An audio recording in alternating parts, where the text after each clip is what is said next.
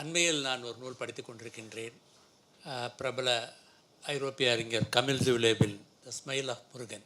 அது தமிழ் இலக்கியம் குறித்த நூல். அது அந்த நூலில் ஒரு குறிப்பு என்னை சிந்திக்க வைத்தது.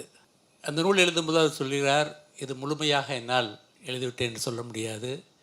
ஏனென்றால் சில நூல்கள் நமக்கு கிடைக்கவில்லை, சில பதிவுகள் நமது இலக்கிய வரலாற்றில் பதிவாக்கப்படவில்லை. குறிப்பாக சொல்ல வேண்டுமென்றால் தமிழ் இஸ்லாமியர்களின் பங்களிப்பு, தமிழ் இலக்கியத்துக்கான பங்களிப்பு பெருவாக பதிவு செய்யப்படவில்லை. இந்த மிகப்பெரிய குறை இருக்கின்றது என்று சொல்லிதான் அவர் தொடங்குகிறார். அந்த சூழலில் நான் ஒப்பிட்டு பார்க்கின்றேன். அது காரணம், நம்ம தமிழ் நூல்களை இங்கே பல முறை ஓவேசா பற்றிய குறிப்புகள் தமிழ் தாத்தா ஓவேசா பொறுத்து அவர் உண்மையில் நாம் பெரிதும் நன்றி கடன் பட்டிருக்கிறோம். என்றால் பல அரிய நூல்களை தேடி கண்டுபிடித்து எடுத்து கொண்டு வந்தவர்.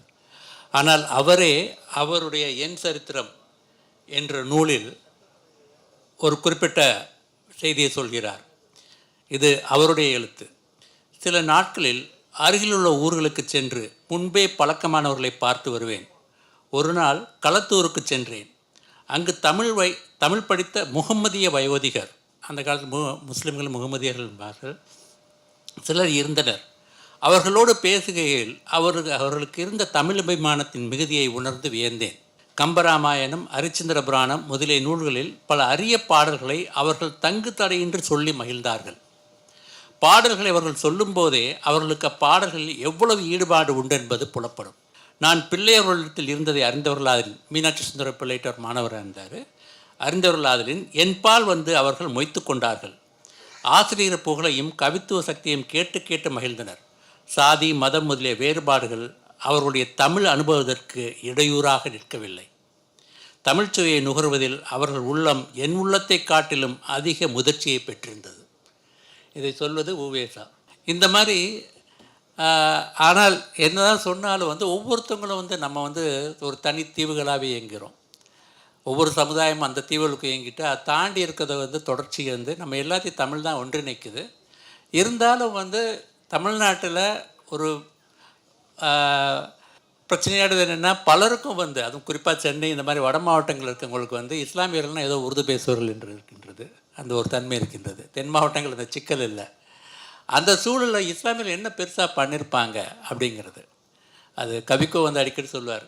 கீவாஜாவோட பேரன் கீவாஜாவோடது, அது தமிழுக்கு அதிகமான பங்களிப்பு, இலக்கியத்தில் பங்களிப்பு செய்து இஸ்லாமியர்கள் என்று கவிக்கோ சொல்லலை, கீவாஜா சொல்கிறாரு.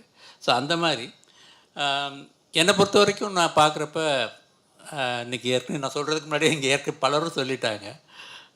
வரவேற்புரை சொன்னவரும் சரி, தமிழ்துறை தலைவரும் சொல்லிட்டாங்க. என்னை பொறுத்த வரைக்கும் முரளி அரூபனை தமிழ் இஸ்லாமிய இலக்கியத்தின் உவேசா அப்படின்னு தான் சொல்லுவேன்.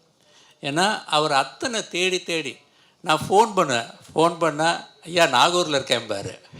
அடுத்து இப்போ ஒரு மாதம் முன்னாடி நான் ஃபோன் பண்ணி அண்ணாவியார் அப்படின்னு கேட்குறேன். ஐயா இங்கே தான் இருக்கேன், நான் அண்ணாவியார் வீட்டில் தான் இருக்கேங்கிறாரு. ஏன்னா இந்த மாதிரி நான் எதெல்லாம் தேடிகிட்டு இருக்கணும், அந்த தேடி எதுக்கு இது பண்ணாலும் அந்த இது அவர்கிட்ட கேட்க முடியுது. பல தமிழ் இஸ்லாமிய அறிஞர்கள் இருக்காங்க, மூத்தவங்க இங்கே இந்த தமிழ் துறை தலைவர் ஷாகுல் ஹமீதுலேருந்து எல்லாருமே பழக்கம், எல்லாருமே உதவுவாங்க. அந்த தொடர்ச்சியை முரளி அரூபன் செய்து அதுவும் தீவிரமாக களப்பணி ஆற்றுறதில் அவருக்கு நிகர். அது உண்மையிலே ரொம்ப மகிழ்ச்சியாக இருக்குது. நான் அவரை கூப்பிட்றப்ப வணக்கம் சாருமே, அவர் அஸ்லாம் அலைக்கும் அப்படின்னு சொல்லி தான் அவர் இது பண்ண உரையாடுவார். 25 நூல்கள், அது இன்னும் நிறைய மிகப்பெரிய இது இருக்குது. அவர் ஒருவரே பண்ண முடியாது, ஆனால் பலரும் பண்ணிகிட்ருக்காங்க. அந்த வகையில் மிகுந்த மகிழ்ச்சி. தமிழுக்கு இஸ்லாமியர்கள் பங்களிப்பு இந்த வகையில் நான் சொல்கிறது தேவையே இல்லை. இங்கே எல்லோரும் உங்களுக்கு தெரிஞ்சது தான். ஆனால் இங்கே ஒரே ஒரு விஷயத்தை மட்டும் நான் சொல்லிவிட்டு சுருக்கமாக முடிச்சுக்கலான்னு பார்க்குறேன். ஒன்று தமிழ் இஸ்லாமிய இலக்கியத்தின் மூலம் நாம் தெரிந்து கொள்ளும் மத நல்லிணக்கம். மத நல்லிணக்கம் வேறு எந்த இலக்கியத்தில் இருக்கோ இல்லையோ, தமிழ் இஸ்லாமிய இலக்கியத்தில் நிறையாவே இருக்குது. ஒன்றும் இல்லை, சரஸ்வதி மாலை எடுத்து பார்த்தீங்கன்னா முனாஜாத் இருக்குது, அது தமிழுக்கு இஸ்லாமியர்கள் இருக்க. ஆனால் சரஸ்வதி மாலைன்னு உங்களுக்கு இது இருக்கும், பாடல்கள் இருக்கும். அது ஏதோ இந்து தெய்வம் சரஸ்வதியை பற்றி கிடையாது. இங்கே சிக்கல் என்னென்னா இன்றைக்கி இஸ்லாமியர்களில் பலரும் இஸ்லாத்தில் இன்றைக்கி இந்த வஹாபிய சிந்தனை ஓட்டம் தாக்கம் ரொம்ப அதிகமாக இருக்குது. எதையுமே வந்து நேருக்கு நேராக பொருள் எடுத்துக்கிறது. அதாவது அவங்களுக்கு எங்கெங்கெல்லாம் வந்து தேவைப்படுதோ அந்த இடத்துல நேருக்கு நேராக அப்படியே பொருள் எடுத்துக்கிறது. ஒவ்வொரு கலாச்சாரங்களில் மாறும் அப்படிங்கிறது இதை நபிகளார் சொல்லியிருக்காரு. அது கூட உங்களுக்கு புரிதல் கிடையாது. அப்போ சரஸ்வதினா உடனே இந்து தெய்வ சரஸ்வதி பற்றி பேசுகிறாங்க கிடையாது. இப்போ குணங்குடி மஸ்தான் இருக்கார். நான் மறுபடியும் இந்த அவையில் சொல்கிறதுக்கு கொஞ்சம் யோசித்து தான் சொல்கிறேன். ஏன்னா என்னை விட பெரிய அறிஞர்கள், மூத்த அறிஞர்கள் இருக்காங்க. இருந்தாலும் தெரியாத மாணவர்கள் இருப்பாங்கிறதுக்காக சொல்கிறேன். குணங்குடி மஸ்தான் நந்திகேஸ்வரங்கிற உடனே ஈஸ்வரன் அங்கே கிடையாது. உண்மையால்னா அதெல்லாம் வந்து யோசிக்கணும். கணபதி, கணங்களின் அதிபதி, வெவ்வேறு அர்த்தங்கள் இருக்குது. ஒரு சித்தர்களுக்கு வந்து குறியீடு முறைகள் இருக்குது. சூஃபிகளுக்கு குறியீடு முறைகள் இருக்குது. நேரடியாக அந்த சொற்களை எடுத்துக்கொள்ள முடியாது. ஸோ இலக்கியத்தில், இஸ்லாமிய இலக்கியத்திலையும் நீங்கள் சரஸ்வதி மாலையை பார்க்க முடியும். அது மட்டும் இல்லை, ஜவ்வாது புலவர் நீங்கள் வந்து இந்த இலக்கியங்கள் ரொம்ப ஆழமாக பார்த்தீங்கன்னா, எனக்கு என்னுடைய புரிதலில் சொல்கிறேன். இன்னும் நான் வந்து தேர்ந்த தமிழ் இலக்கியத்தை தேர்ந்தவன் கிடையாது. இருந்தாலும் சொல்கிறேன், எனக்கு வேறு எந்த மதத்தில் இந்த அளவுக்கு வந்து ஒரு மத நல்லிணக்கம் இருக்குமா அப்படின்னு தெரியாது. ஜவ்வாது புலவர் எடுத்துங்க. மற்ற தமிழர்கள்ட்டையும் இருக்கு, நான் இல்லைலாம் சொல்ல. ஜவ்வாது புலவர் அவர் வந்து ராமநாதபுரம் சேதுபதிகள் அவை புலவராக இருந்தார். அங்கே சேதுபதியோட மகள் வந்து உடம்புக்கு சுகவீனமாக இல்லாமல் இருந்தப்போ அந்த சிறு குழந்தையை வந்து, அந்த பெண்ணை வந்து வாழையில கிடத்தி ராஜராஜேஸ்வரி அம்மானை பாடுறாங்க. ராஜராஜேஸ்வரி தான் வந்து சேதுபதிகளுக்கு குலதெய்வம். அதை வந்து பாடுறாங்க. பாடி அந்த பெண்ணும் வந்து சுகமாகுது. அதுக்கு பதிலாக வந்து அவருக்கு பள்ளிவாசல் பல நலங்கள்லாம் தர்றாரு.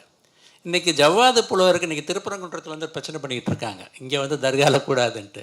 ஜவ்வாது புலவருக்கு முருகன் கோயிலில் மேலே சிலையே இருக்குது இன்றைக்கி. ஏன்னா இப்படி தான் வந்து உங்களுக்கு வந்து தமிழ்நாட்டில் இருந்திருக்காங்க. அதே மாதிரி சேகுதம்பி பாவலர், உங்களுக்கு சதாவதானி, அவங்க வந்து அருட்பா இன்றைக்கி சைவ சித்தாந்தத்தில் மிகப்பெரிய ஒரு சிக்கலாக இருந்தது.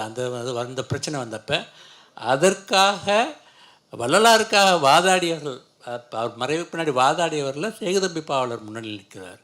அந்த மாதிரி இது பண்ணுறப்ப இந்த நூல் வந்து எனக்கு உண்மையிலேயே வந்து ஒரு மிக அருமையாக இருந்தது. ஏன்னா இவங்க பல்வேறு இதை எழுதியிருக்காங்க. முஸ்லீம் புலவர்கள் வந்து இஸ்லாத்தை தாண்டி, தமிழ் இதை தாண்டி பல்வேறு தெய்வங்களை பற்றி எழுதியிருக்காங்கங்கிற ஒரு இது இருக்குது. குறிப்பாக அதில் வந்து கம்பராமாயணத்துலையும் எல்லாமே அவங்களுக்கு வந்து சிறப்பாக தெரியுங்கிறத ஓவேசாவே சொல்கிறாரு. இந்த மகாபாரதமான ரொம்ப பெரிய ஒரு விஷயம். அதில் அவர் சொல்லியிருக்க ஒரு வார்த்தையை வந்து எனக்கு ரொம்ப பிடிச்சிருந்தது. அதையும் முரளியாரூபன் வந்து குறிப்பிட்டிருக்காரு. பல் சமயம் ஒன்றா பயில்வேன் நபி மரபோன். ஐ திங்க் நபி மாமரபோன் இருக்கேன்னு நினைக்கிறேன். அந்த ஒரு நபி மரபோன், அதாவது நபி வழி வந்தவன் நான், பல் சமயம் ஒன்றா பயில்வேன் அப்படிங்கிறது. அவருக்கு அந்த தெளிவு இருக்குது. இந்த பல் சமயங்களை படிக்கிறதுனால இணை வைக்கிறது மாதிரி பைத்தியக்காரத்தனத்தெல்லாம் வந்து இன்றைக்கி பேசிகிட்டு இருக்க மாதிரி சொல்லலை. ரொம்ப தெளிவாக பேசுகிறாரு. இவர்களால் தான் இன்று வந்து இங்கு மத நல்லிணக்கம் இருக்கிறது. இதே மாதிரி வந்து மற்றவங்களும் இருக்காங்க.